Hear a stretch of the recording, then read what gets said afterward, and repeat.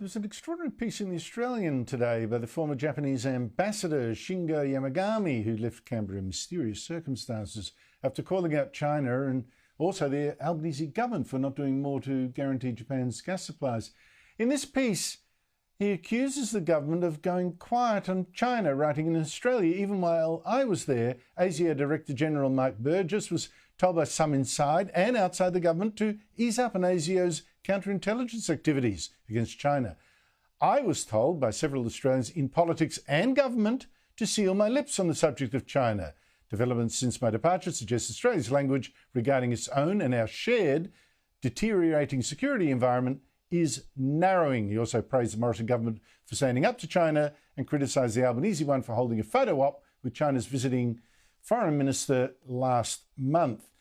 Joining me from Canberra is Senator James Paterson, the opposition spokesman on Home Affairs.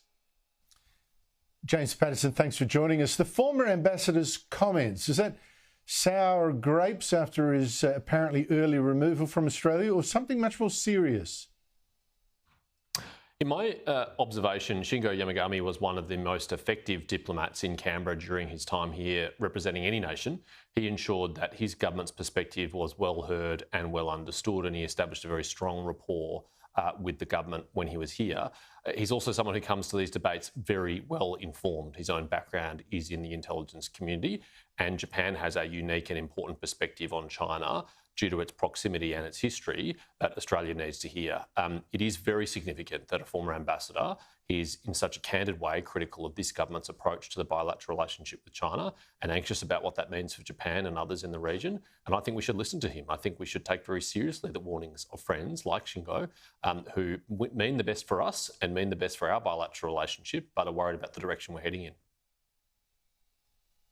Do you think he was told to shut up? He says government MPs or MPs generally told him to shut up and about China. And do you think the government did have a hand in getting him recalled perhaps early?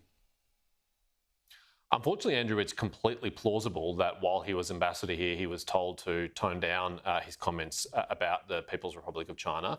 That is unfortunately exactly what some people have sought to do in this country. They've sought to shut down debates about the PRC and its malign activities in the region and here at home and its own human rights record. So that's completely plausible. Whether or not the Australian government had any role in sending him home early, I have no visibility of that. But I hope that's not the case, because we should welcome truth from a friend. We should welcome honest engagement from a friend, and he was a friend of Australia. Japan is a very important friend of Australia. They share our perspective and our interests and our values in the Indo-Pacific. There's no country that is better aligned than Japan on those issues, and it would be a real mistake if we didn't want to hear what they had to say. Now, Senator James Paterson, we last week had a boatload of apparently Chinese illegal immigrants land on the West Australian coast, undetected, I might add. The Home Affairs Minister, Claire O'Neill, has now urged you today not to exploit this. Here she is. I've been a bit disappointed in recent days to see people that I actually respect in the opposition coming out and, telling untruths about this and calling into question aspects of this policy. The Commander of Operation Sovereign Borders has been really open. That provides an alternative narrative for people smugglers, and I ask them to stop doing it.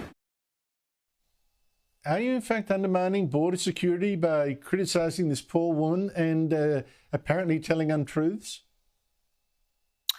Andrew, I think it is dangerous and irresponsible in a democracy to characterise normal political scrutiny by an opposition of a government, of its performance, as being somehow detrimental to our national security. I actually think robust examination of the conduct and performance of a government is a very healthy part of our democracy, and the facts speak for themselves. In the last 2 years, we've had 13 attempted people smuggling ventures come to our country. 3 of them have broken through all the way to the Australian mainland, deposited people and left again without being detected. That is a virtually unprecedented event in the last 10 years of border protection policy in this country. And if that doesn't call upon the opposition to hold the government to account, then I don't know what is. And unfortunately, the government has made policy choices which have led to this, in particular, the abolition of temporary protection visas and also their failure to deliver maritime surveillance and aerial surveillance of our northwestern approaches. I mean, the Border Force Commissioner himself, Michael Outram, has admitted that they are down 20% in terms of aerial surveillance and 12% in terms of on-sea surveillance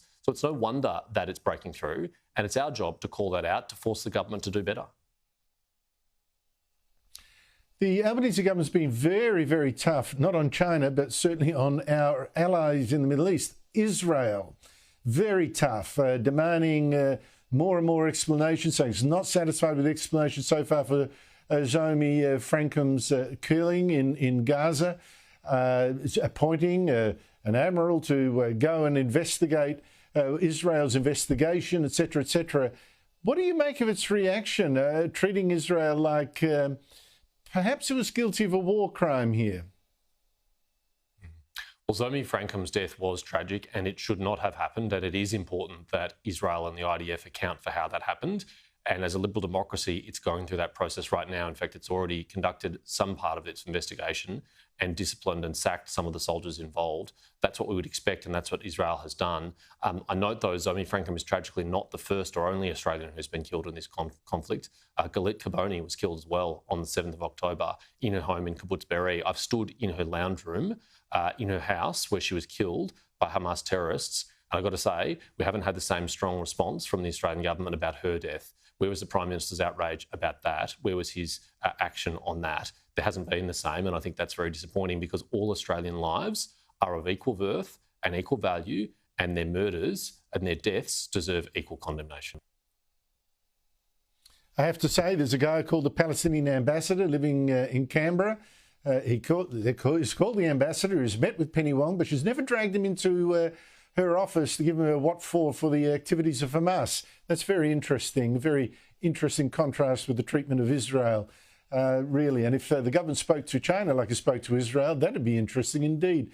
James Paterson, thank you so much indeed for your help. Thanks, Andrew.